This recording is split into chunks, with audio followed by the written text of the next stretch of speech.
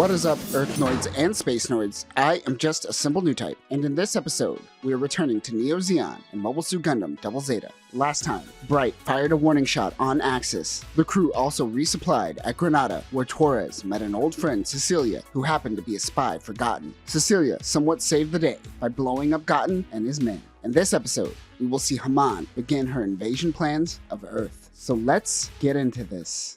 The Argama finally leaves Granada and starts making its way towards the Earth sphere. Madchar's shuttle meets up with the Argama once again, this time without getting captured. Madchar happens to be carrying the Hyakushiki. Last time we saw this mobile suit, Haman shot down Quattro, and he was nowhere to be found after that. Everyone wants to pilot the new mobile suit. Madchar has brought orders to Bright to shoot down Haman's flagship in the hangar. Bicha and Mondo convince Judo to head out in Double Zeta with a bunch of bombs and force Zeon to give back Lena. For some reason, he goes along with the plan, even though Bicha and Mondo think it will blow up Judo in the process. The Subtlon-class ship begins spreading Manovsky particles as they get closer to Earth. Haman sends out Rakin Dahakaran and his Dreissen. If this name sounds familiar, it is because we have already been introduced to this character during Char's deleted affair. He took part in the Battle of Axis in UC-0082 and is Rick Dom Zwei. The AMX-009 Dreissen is a mass-produced heavy mobile suit that was developed from the battle data collected from the Rick Dom Zwei. However, this mobile suit is similar to its ancestor, the original Dom, as this unit was also designed for high mobility close combat. Although developed for ground combat, it has no trouble working in space as well. Its main cannon is the triple beam cannon that is mounted on the forearms of the Dreissen. These are retractable weapons that are powered by the suit's generator. The pilot can fire each barrel individually or combine the three cannons to create a stronger attack.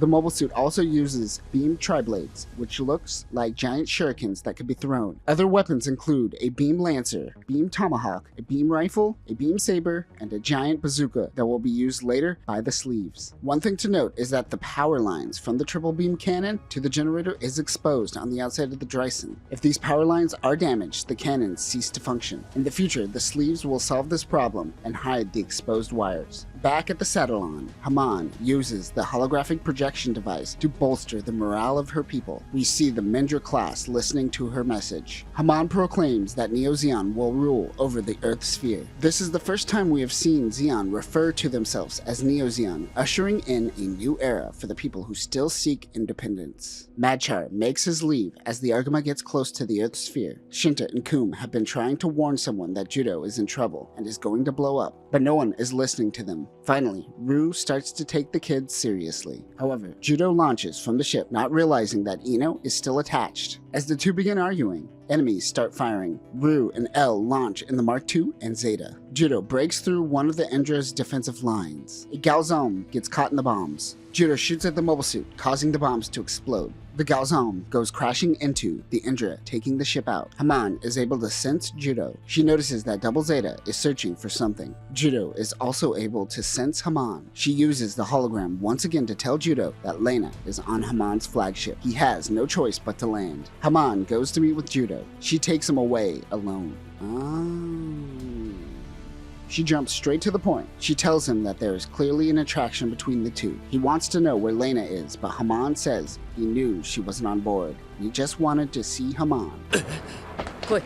I think I just did a little bit. What are we talking about? Zeon soldiers distract the two, and Judo runs away. Meanwhile, the Argama and the Indra, commanded by Rakin, engage in battle. The two ships play a game of chicken. Both fire and almost crash into one another. Rakin is informed of Double Zeta on board the flagship and heads back with the main fleet. He decides to launch in the Dreissen. Judo heads back to the Double Zeta, but the bombs were used to destroy the Indra. They blast their way out of the ship only to find Rakin waiting. Judo notices that he is quite fast. Rakin uses the beam lancer and nearly tears through the cockpit of Double Zeta. Mark II comes riding on top of Zeta in Wave Rider form, distracting Dreissen. Judo is able to destroy the Dreissen, but Rakin is able to escape. Back on the Mindra, Glimmy is making Lena learn ballet. You know, French things don't instantly make things classy. Sometimes they make things smelly. Shinta and Kum beat Monda and Bicha for giving Judo the bombs. Pudu is being placed under some new type brain control by Glimmy and is being forced to run simulations. Once she sees Double Zeta, she begins to freak out. As she is passed out on the floor, Glimmy wants the doctor to get her ready to visit Haman.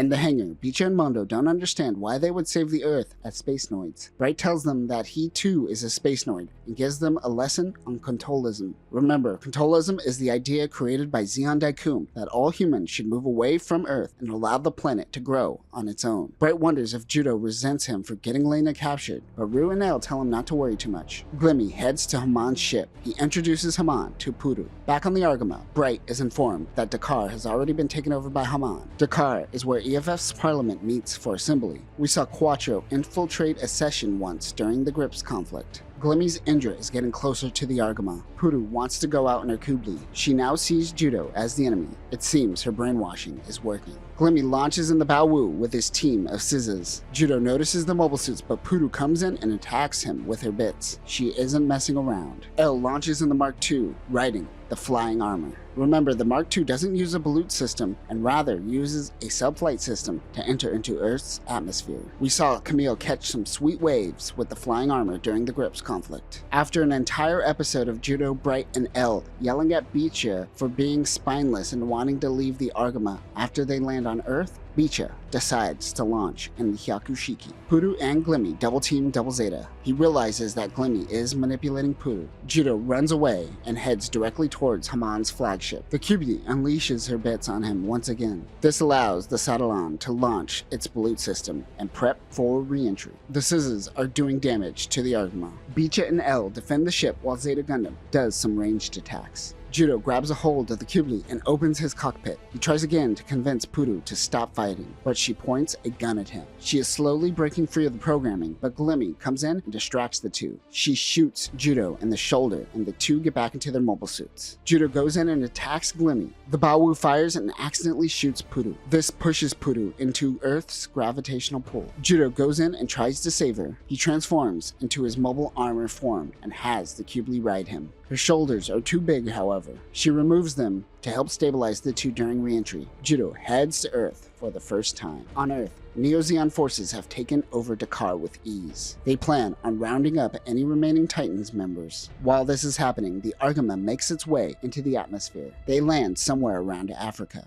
As they gather up all of the mobile suits, Bright mentions that the ship will never make it into space again. Ooh, ominous. Kuraba informs the Argama to head to Dakar. It seems they want to meet head-on. Out of the water, a fleet of aquatic mobile suits emerge and begin attacking the Argama. It is the Kapul. The AMX-009 Kapul descends from the Hygog, which we first saw in action in War in the Pocket. Its ball shape gives the mobile suit great mobility within water, and its legs can retract into itself. Its main weapon is a beam cannon located above the mono-eye sensor, which is dubbed the Beam Eye. It also has a sonic blast weapon in its waist, an 8-tube missile launcher, and the Iron Nail, very similar to the one on the Hygog, which can penetrate even Gundarium alloy. This is a very capable unit, but we will see that Neo-Zeon will simply resort to using the Zaku Mariner once they take over EFF bases and use their weapons. Also, I'm very convinced that someone took the Kapul design and turned it into the Pokemon Registeel. What do you think? I don't think this is a coincidence. Rue and the Zeta go out to check the enemy. Judo almost jumps off of the hangar from the second floor, not realizing that he is on Earth and gravity is in effect. This anime could have ended here. Rue loses track of the Kapul. Meanwhile, a civilian ship signals the Argama. They want to do business with the AU. Judo is going to use this opportunity to flee onto a boat and once again try to find Lena. The fisherman, Taman, notices Judo but allows him to join. They meet up with Anu, his sister, who doesn't want Taman to get caught up in the war. Elle realizes that they could use Puru's new type power as a radar to find Judo, but Puru tricks Elle and she flies off in the core fighter. Ino and Elle go to chase her. Anu tells Judo that his family has been getting involved in the war and it concerns her. She takes Judo to a cave to find that Neo-Zeon is using the people of the secluded island to pilot mobile suits for money. Judo spies on the team, but Taman shows him the power of Earth's gravity. Anu comes and helps Judo when Puru comes in with the core fighter. She tells him that she called out to him with his new type powers. The two head out in the core fighter. Neo-Zeon and Taman head out in Kapuls. Ino, Elle, and Judo transform into Double Zeta. Elle and Ino head back to the ship while Double Zeta heads underwater and chases the Kapuls. They try to get a message back to the Argama, but you know how those Minovsky particles work and whatnot. Judo tries to just take out the Neo-Zeon soldiers, not hurt any of the islanders. Taman's father runs away and one Zeon soldier shoots him down. Judo goes in and takes out the remaining Kapuls. All that remains is Taman. Judo tells Taman that he was being used. Taman jumps out of his mobile suit before crashing it into the cave, destroying all of the mobile suits on the island. He swims back to the island to be with his sister. And that will do it for this episode. We finally made it to Earth for the first time in Mobile Suit Gundam Double Zeta. In our next episode, we will run into a group of Zeon remnants that have been hiding for 8 years. We will also see Puru become insecure by Judo's love for his sister. But that will do it for now, new types. Remember, don't get weighed down by gravity. It might literally kill you. Peace.